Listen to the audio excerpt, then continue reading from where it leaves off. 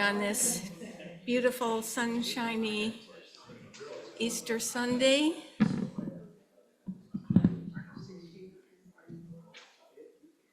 As we welcome spring this morning, may we delight in the calming peace of this space, the warmth in this room as we weave the web of connection. May the potential of spring's renewal spark into possibility and possibility into existence.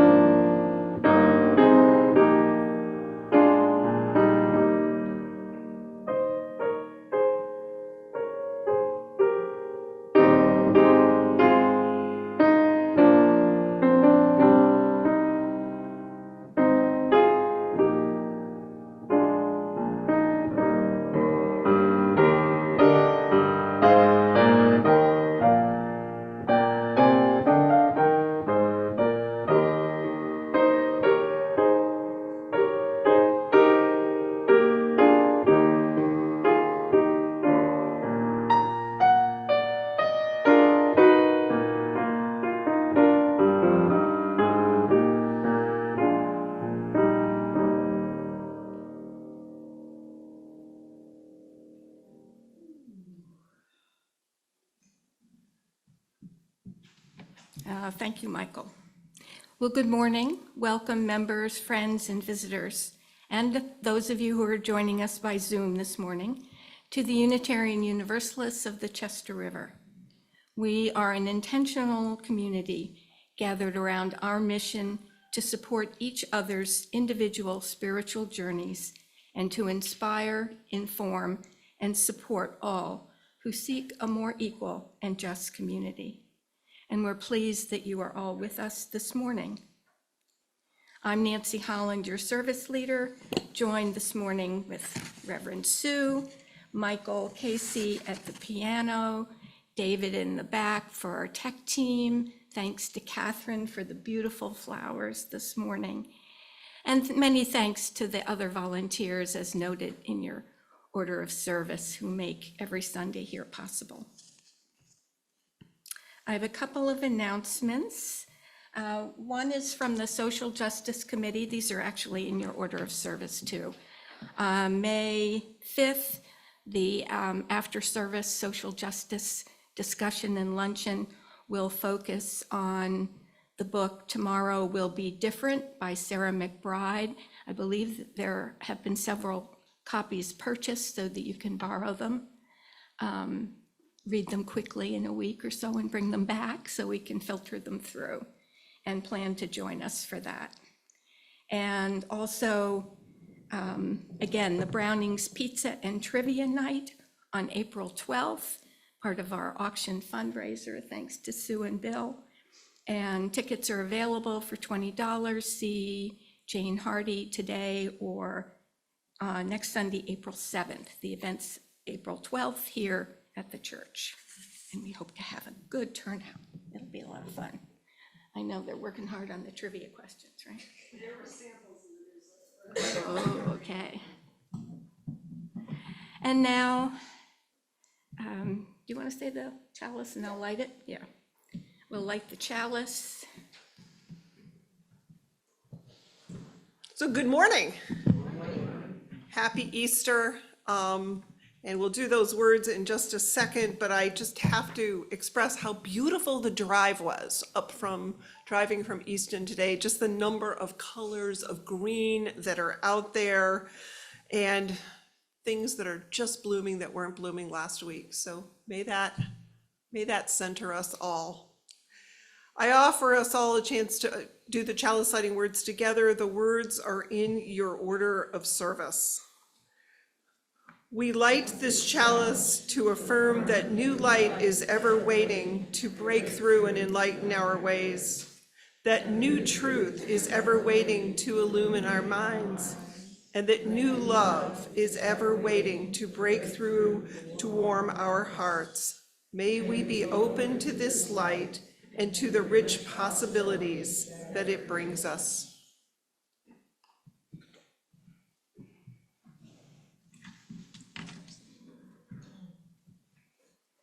Our opening words this morning are a poem by Arlen Goff. The title is Thresholds.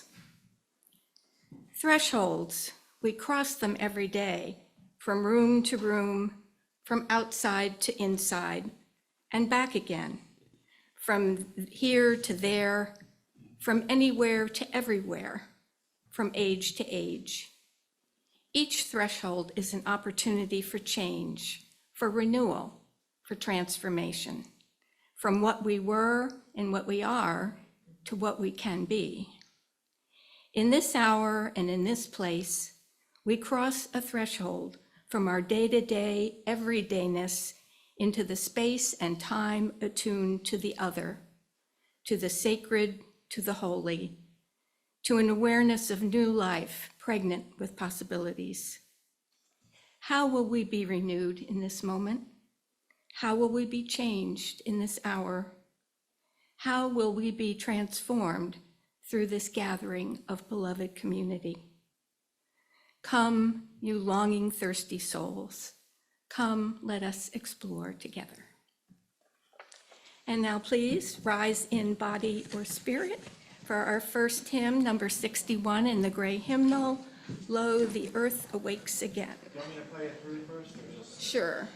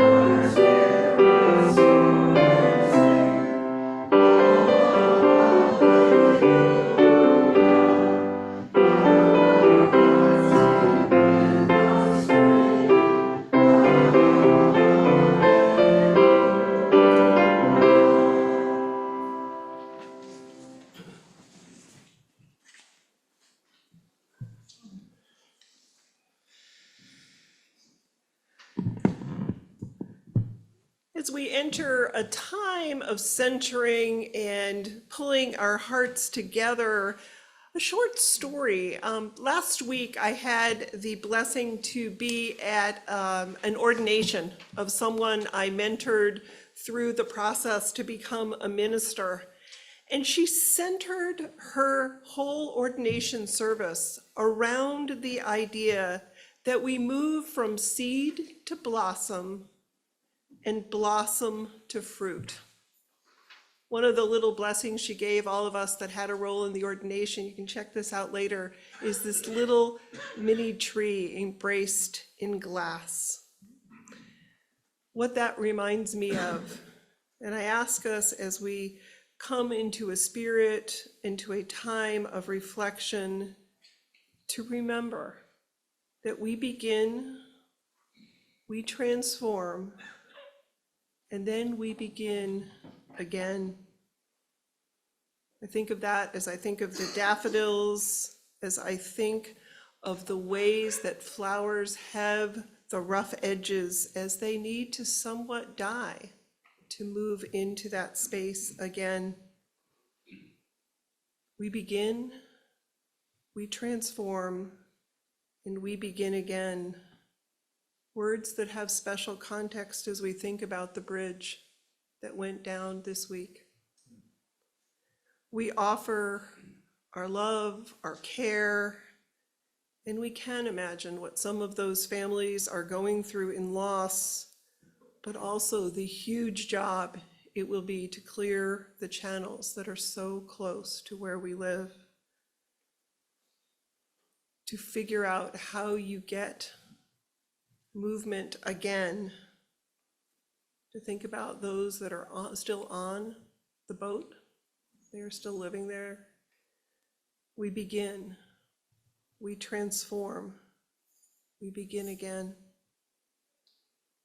Today is also the Transgender Day of Visibility. Different than the Day of Remembrance, but a place to remember that for all of us, being authentic to ourselves often takes us through that path. We begin, we transform, and we begin again. Take a moment and think of your own lives, your own stories, times you've been through that path before, or times you're looking at it now. Bring those images up. We begin, we transform, we begin again. I invite us this morning as we reflect on ancient stories and current meaning to hold that cycle. We begin, we transform, and we begin again. Blessings as we think through that cycle this morning.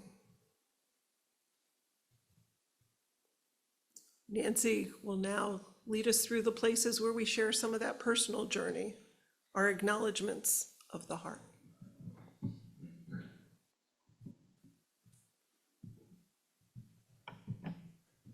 As you know, this is the time that we may share our joys, our concerns, as we come together as a community. So I will light the first candle as usual for the bridge, for all those affected by war, disease, famine, refugee status. The world is a troubled place, and we think of everyone. And then please come up and share your joy or concern.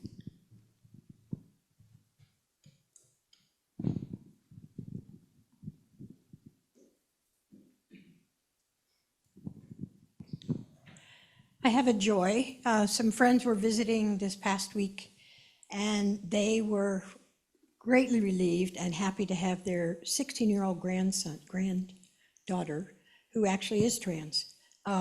They brought her home. She was enticed from Maine to New Mexico by someone on the internet who sent her a free bus ticket disappeared. Parents did not know where she was. They got a few phone calls, and finally they got a call from the police in Albuquerque saying that they needed to come and pick her up or she would be put in foster care. So the family all flew out, got her, and brought her home.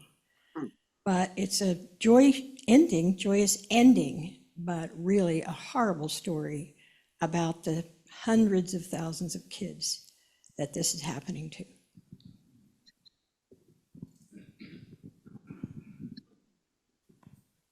Well, I have a great joy today because my granddaughter Isabella has been here for almost a week. I've had her all to myself.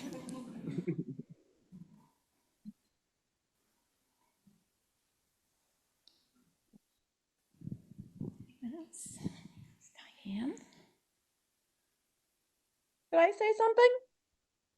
Yes, we have. Oh, wait, we're going at the same time. You go, Mom.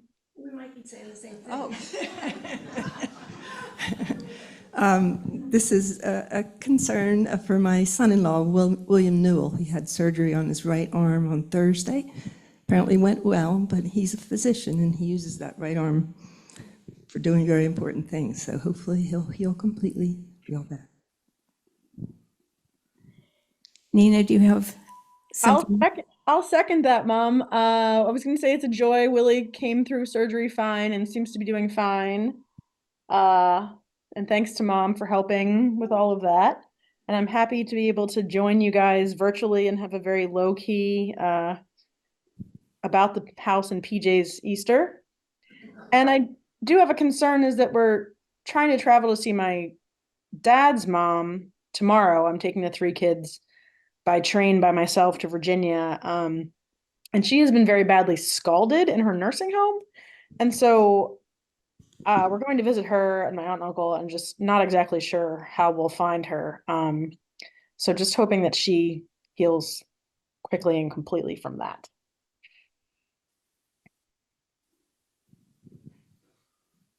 I'll put my hand down. Okay. Here, let me get Mark. Hey, thank you. My joy is that I received a card from the church due to the accident that I had that kept me away from coming to church for a couple weeks. And it was such a nice gesture on the behalf of the church.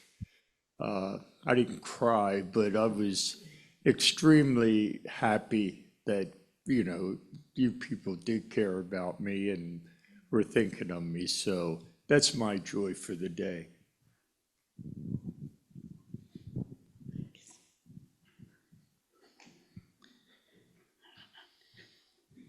I have a joy. I shared with you guys a couple weeks ago that a bunch of little health bumps had happened in our family, and they all were resolving themselves nicely. And I went to an annual physical a week and a half ago, and he listened to my heart, and he didn't like what he heard. And then he gave me an EKG, and he didn't like what he saw. And as he was walking into the office, he was looking at the paper going, "You're not having a heart attack right now, are you?" At which point I went, "Well, I didn't think I was, but maybe I am now." And for about a week, I had to wait and find out if from what I thought was perfect health, suddenly something very serious was wrong with me. And I found a poem by Andrea Gibson, who is a queer woman who is the poet laureate of Colorado. And she's just in her 3rd year of a cancer battle. And I just appreciate so much that she talks about mortality. And after a week of me suddenly being way up close and personal with the mortality I didn't want to be at, I just thought I would share a line from her poem that says, "I am not at death's door, but I am in the neighborhood. And so are you." And I'm very glad that the cardiologist said, "I don't know what he was talking about, your heart's fine." But that week of walking in the neighborhood made me determine that I'm going to live every day I get.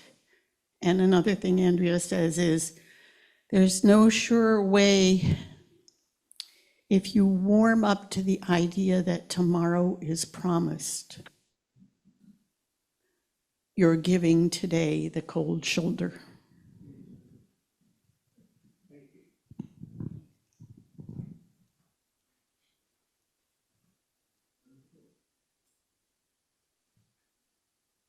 Well, for those joys and concerns that may still be in our hearts, and also with thoughts for others in our congregation who are facing health issues at this time, I'll light the final candle and maybe take a moment of contemplation.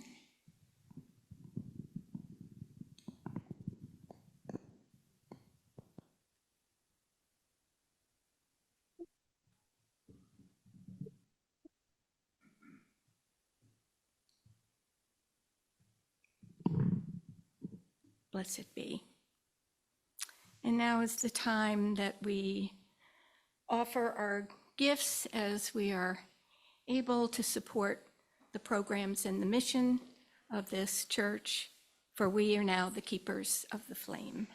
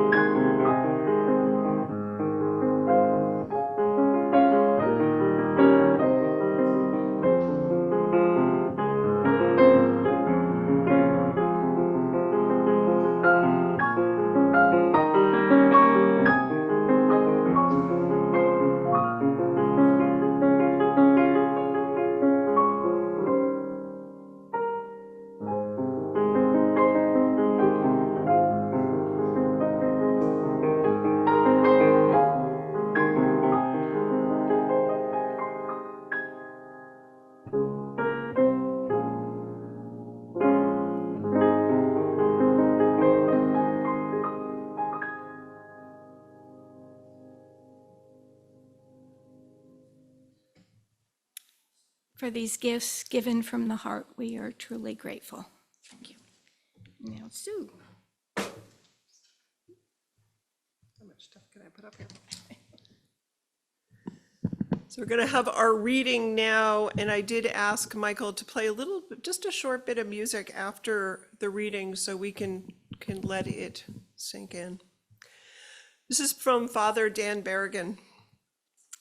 In this holy season of spring, we take heart. The sun rises higher in the sky and the light increases. The days are longer and warmer now, and we rejoice. New energy flows in us, and we pledge ourselves to new activity. It seems as if our spirits have hibernated and now burst within us as we seek the sun. Spring is newness, spring is life. It is surging vegetation, and it is a promise of the fall harvest. It refreshes our spirit, and it urges us to do more. But perhaps deep within us, there will come an admonition.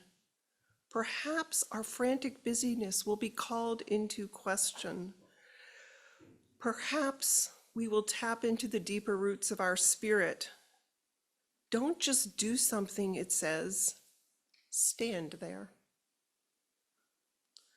There is always time to do, to accomplish, to exert ourselves, to produce food for life. Don't just do something, stand there. Stand there and notice. Feel the warmth of the sun on your back. Bend down and listen to the sound of the growing flowers. Hear the bird songs and awaken you to the morning air. Pause and smell the blossoms as they race to flower. And most of all, sense the pulse of life. Feel the turning of the globe on its axis as it spins to grace and to a truly new season of being. Feel the earth as it bursts forth with new life. The tremulous pause before the leap into growth. Don't just do something. Stand there, and be. Thank you, Michael. We can have a little music.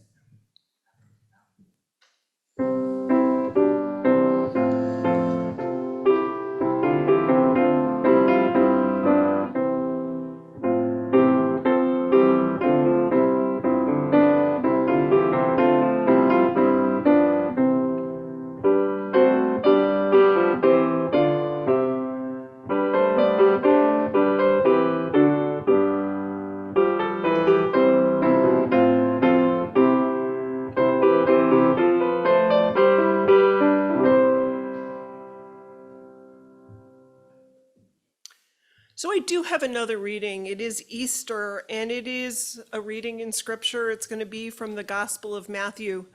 But I did think I'd answer one question that I often get asked. Why might a Unitarian Universalist lift up Bible stories? I thought I'd share my perspective is, I think of the Bible as amazing literature. It's a place of storytelling that offers slices of wisdom. It offers some perspectives and helps us ask deep questions about the real challenges of being human. It does it directly, it does it indirectly, and the authors, I believe, wrote to pass on what mattered to them and their community at the time.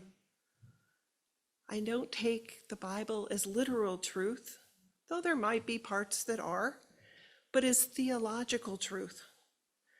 What was it that helped those that came before us understand what they thought of as the divine? And then I'm asked, why tell stories of Easter? Why do Unitarian Universalists celebrate Easter? So for that, I'm going to give you a sermon, and then you can decide toward the end. But I do believe in starting holidays as we honor and are parts of different culture in different ways from all of our histories, which are different, to start with the reading. There's many readings, but to start today with Matthew 28. So after the Sabbath, as the first day of the week was dawning, Mary Magdalene and the other Mary went to see the tomb. And suddenly there was a great earthquake, for the angel of the Lord was descending from heaven and came back and rolled the stone and sat on it. His appearance was like lightning and his clothing as white as snow. For fear of him, the guards shook and became like dead men. But the angel said to the women, "Do not be afraid. I know that you are looking for Jesus who was crucified, and he is not here, for he has been raised. As he said, come and see the place where he lay. And then go quickly and tell his disciples that he has been raised from the dead, and indeed he is going ahead of you to Galilee, and that's where you're going to see him. That is my message for you." So the women left the tomb quickly with fear and great joy and ran to tell his disciples. And suddenly Jesus met them and said, "Greetings." And they came to him and they took hold of his feet and they worshiped him. And then Jesus said to them, "Do not be afraid. Go and tell my brothers to go to Galilee, and there they will see me." So it's great to be together on Easter morning, and I know we come to this community this morning with all different experiences of Easter. It's a story that's grounded in the New Testament of the Bible. It's considered sacred for lots of different groups, and it is the story of Jesus rising from the dead, of Jesus being resurrected on Easter morning after being crucified on a Friday. So we come with these various understandings, and we come and we look at it through a Unitarian Universalist lens. Many UUs, many folks here are very easily inspired by the leadership of Jesus's earthly ministry. We know of Jesus as a social radical who changed systems of oppression in his times, and he confronted the very rich and powerful. And I was reading about some of the ancient culture at the time. There virtually was no middle class. There were 1, 2, or 3% who had a lot of control. The artisans had some control, but they were also part of the peasant class. But he was tired of this. And so Jesus was challenging the Romans who had taken control of the region, and he was also challenging the Jewish elite, not all of his other fellow Jewish folks, but there were some questions he had about their formal rules and expectations of showing piety. People were feeling squeezed, and he raised the ethical questions. Why are some favored over others? What might change the dynamic with the oppressive rulers? So this historical Jesus, we sometimes call, we know was a man, he was a social rebel, and he pressed for a new order. But he did more than just protest. One of the things that I think we sometimes lose track of is he was offering out an alternate vision. Think about the Sermon on the Mount. Blessed are the poor in spirit, for theirs is the kingdom of heaven. Blessed are those who hunger and thirst for righteousness, for they will be filled. So he was setting out some core tenets, some vision. And then it was, as he was doing all this work, it was a week before Easter, he enters into Jerusalem for Passover, sacred holiday, which actually this year is coming after Easter.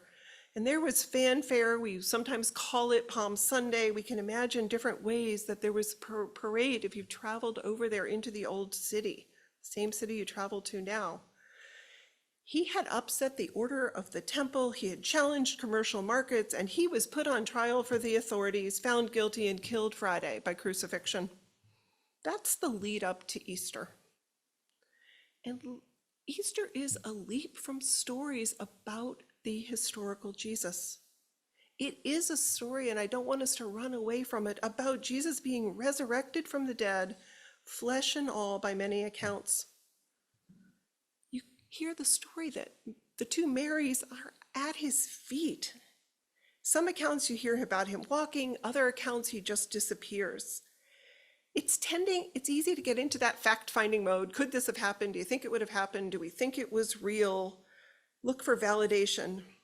But I invite you just for a few more minutes to suspend all that temptation to want proof, to focus on the disbelief and your counter proofs and denials. What might the experience have been of Jesus's followers? What can we learn about the story of the resurrected Jesus?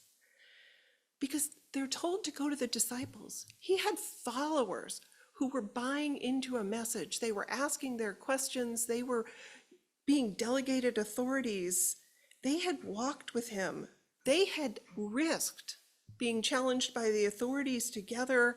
And the role of being a follower was offering them deep, deep hope. And now everything was thrown into risk and turmoil. In the Hebrew Bible, which the Jewish tradition had used, there was always held out that there was a possibility there would be a savior, that there would be a Messiah that would come and help the people. And they were hoping maybe Jesus was that one, maybe. But whatever it was, these were real people, and their leader had been brutally crucified. In a week, the hope and promise of the kingdom of God that they had hoped for, an improving life and not being part of the pushed down to the ground folks, had been shattered. As we look at this week, I think of the bridge. I think of what it feels when something's shattered, what we felt at 9/11, what we felt when Kennedy died. Something shattered, and you're in that early stage of grief and loss, and hope feels way off. There's an emptiness, there's a shock. That's the people who are going to experience something that we might think of today as Easter, because it's risky to hope.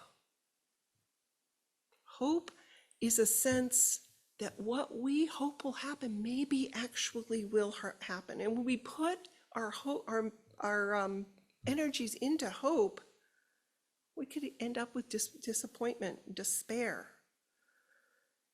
You hear from your friends, don't get your hopes up. Protect yourself. So for these disciples, Good Friday shatters everything. We hit a broken community. They're drained of hope. But yet, we hear that the two Marys leave in joy. They're both afraid when they leave the tomb, and they leave in joy. What about this joy? Who knows what that led them to? What did they need to imagine what it would be to carry forward the work of making the place a safer place? Why did they have imagined, well, maybe Jesus will be with me? Think of times when you've been right after a death. Think about all the experiences you have when you're in loss and you're still deeply connected to the person who died. I think the resurrection stories are about that hope when you can't even quite imagine it. Fear could have dominated. So the miracle of resurrection wasn't primarily, in my view, about life after death in heaven. It was about a continued partnership with Jesus. Think about that. If you've got somebody you've trusted who's heading you down a path that makes sense, how are you going to continue the path? And their followers had a mission. They could see a bit of where he was going. They didn't know who was going to lead, but they believed their actions mattered and their dreams were possible. Easter is a time when we can say hope takes courage. It reminds us of the stories and symbols that we need when times are tough. When you face a major challenge or a minor bump, where is it you reach? What are the stories that work for you? Maybe it is resurrection. Maybe it is pulling into these ancient stories. But there's probably lots of other ways that you try to figure out right in those times when things are shattered, what am I going to trust? One of the interesting parts, if you look at some of the scholarship around what happened, is resurrection very quickly became worship. Not necessarily worship of Jesus or Christ, but people needed a way to channel this hope. And that's where you see things like the Eucharist and the Mass coming together to say, what's going to center us when we're that afraid? Can we trust in hope? It's holding on to possibilities. It's not that death isn't there. So what's your go-to story? I offer today, Easter offers us some possibilities. What are the symbols you rely on when you really need to believe that you can partner with someone who's gone, that you can move on and hold the rudder on something tricky? Are the images in those bulbs, that sense of seed to blossom, blossom to fruit? Powerful images that come with the flowers that are here. Are there times when you light the candles at your table? Are there photo albums you flip through?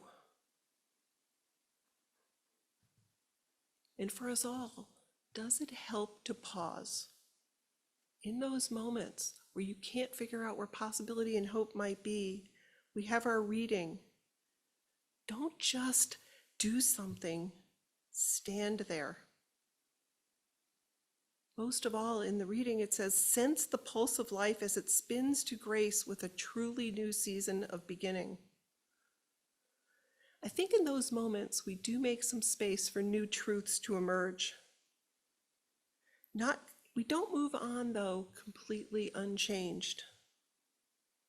We move on, whether it's through art or poetry or the culture, with a glimpse of something new. And then it's that partnership question. How do we act as sources of hope for one another? In various Christian traditions, that is a lot of what's passing on, is being reminders of one another's hope. What is it that makes you believe a vision of peace is possible? Where are the disciples in your life Who holds out a hand to you and lets you move on both in fear and joy at the same time? Who are the places and the ways that we extend kindness to one another? That we get through those hard points? Because I think Easter and spring and all the other holidays that happen right around the spring equinox are about the message we had earlier, which is we begin, we transform, and we begin again. And the Easter story is about partnership, I think. How would these folks stay in connection with their leader who was gone and carry forward the torch? Those are my thoughts for Easter this morning. I think we're all offered to be at the ready, to think about what might be each day, each hour, and each year, and to do it together, not afraid to dig into ancient stories when they may be the inspiration we need. So we want to do the hymn, and then we have our treats for everybody? Yeah, have a little discussion. So happy Easter, and we will ponder those wisdoms, and Nancy and I have a little bit more for you. And our closing hymn is 344, A Promise Through the Ages Rings. Sure, that would be great. Please rise.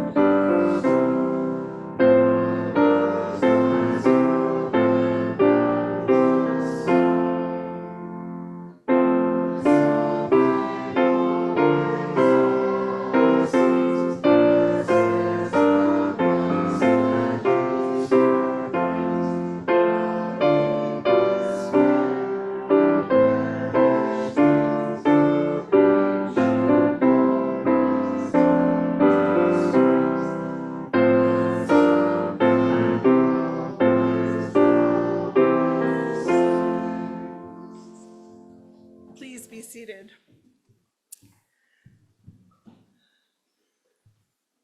So what I was hoping to do was, to explore a little bit about the resurrected Jesus, if that speaks to you, or other ways you think of times of transformation.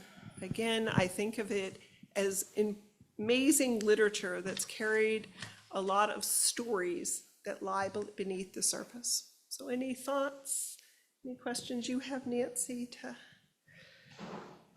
do?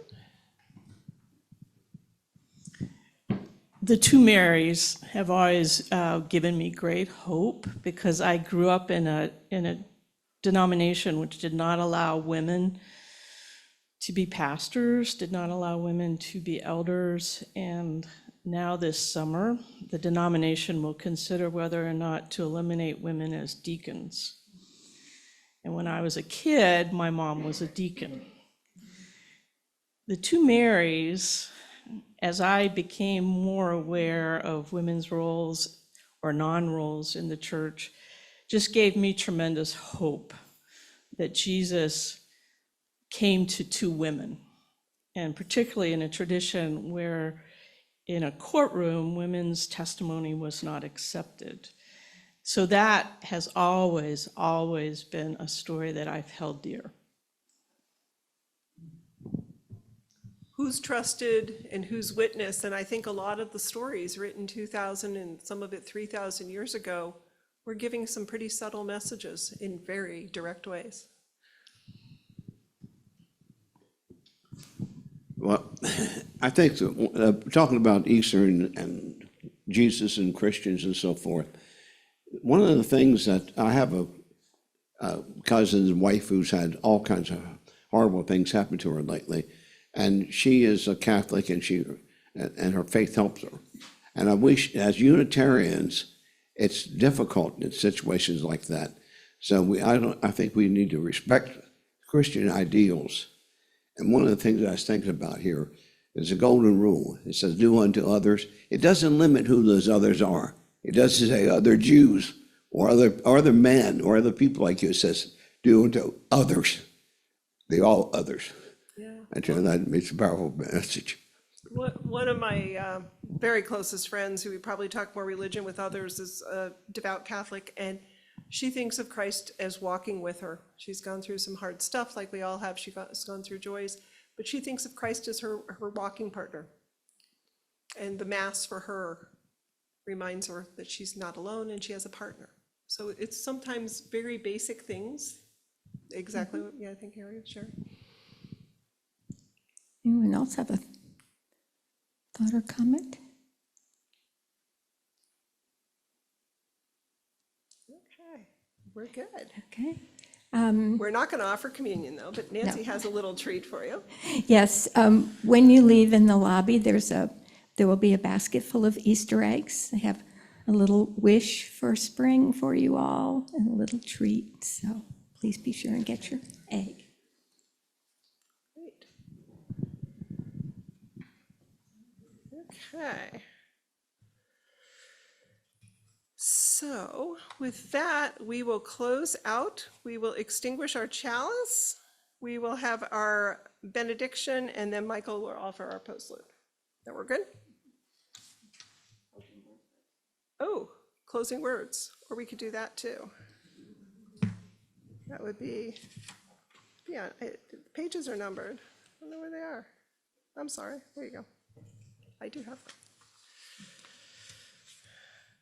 So as we close, I invite us to go trusting in the hope of a next day, trusting there will be inspiration, and knowing that we do have an obligation to carry forth work that is passed on to us.